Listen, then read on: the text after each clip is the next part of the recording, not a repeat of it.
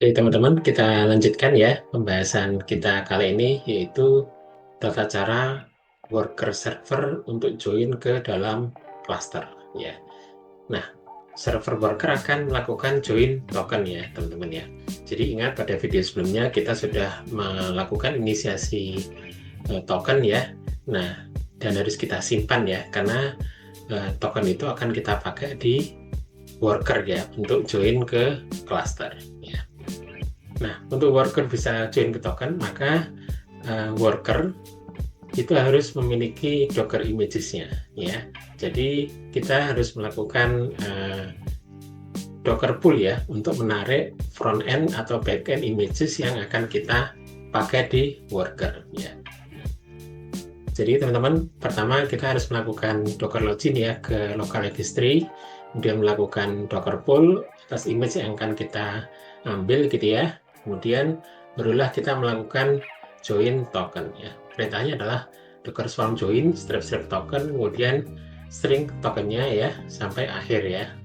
Kemudian setelah itu kita dapat melihat node mana saja yang menjadi manager dan worker ya dengan perintah show node ls. Kemudian kita dapat melakukan eksplorasi ya untuk melihat Docker kontainer yang berjalan di manager maupun di worker ya dengan perintah docker ps ya. Oke teman-teman, sekarang kita akan praktek ya. Kita lihat Docker service yang berjalan di server manager ada dua ya. Kita lihat Docker service ls. Nah, di sini ada SFC PE product dan SFC FE product.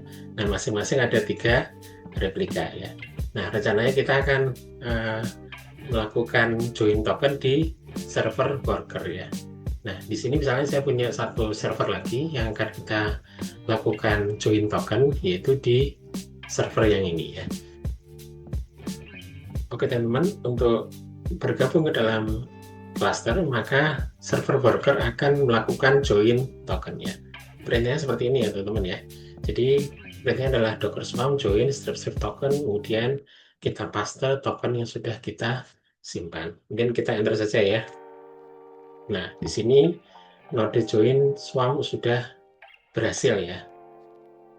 Nah, sekarang kita berpindah ke server manager ya. Kita lihat apakah server worker sudah bergabung atau tidak. Perintahnya adalah docker node ls. Nah, di sini terlihat ya, ada satu server sebagai manager atau leader, kemudian satu server lagi yang worker, itu posisinya sudah ready ya. Artinya worker tadi sudah bisa bergabung ke dalam cluster ya. Sekarang kita lihat ya di server worker, kita clear dulu apakah sudah ada kontainer yang menyebar di worker ya. Nah, ini masih kosong ya teman-teman ya. Sekarang kita lihat di server manager docker ps. Nah, ini sudah ada 3 ya. Ini kok belum berpindah ya ke worker ya. Sekarang kita coba naikkan jumlah kontainernya ya teman-teman. Misalnya di sini saya akan menambah jumlah kontainer front end application ya. Nah, misalnya di sini SFC FE product akan saya tambah menjadi 5 gitu ya. Saya enter. Nah, 3 menjadi 5 kontainer ya. Nah, kita lihat docker ps harusnya FE product menjadi 5 ya. Nah, di sini ada 3 ya, 1, 2, 3 ya. Yang 2 kemana? Nah, ini lari ke server worker ya teman-teman ya. Kita pindah ke server worker, kemudian kita ketik perintah docker ps ya. Kita keluar dulu docker ps. Nah, kita lihat di sini 2 kontainer sudah berpindah ke server worker ya teman-teman ya. Artinya sudah berhasil nih teman-teman perpindahan atau penyebaran kontainer yang tadinya berada di satu server di manajer, sekarang sudah menyebar ke server worker ya. Jadi sudah berhasil ya teman-teman di sini ya.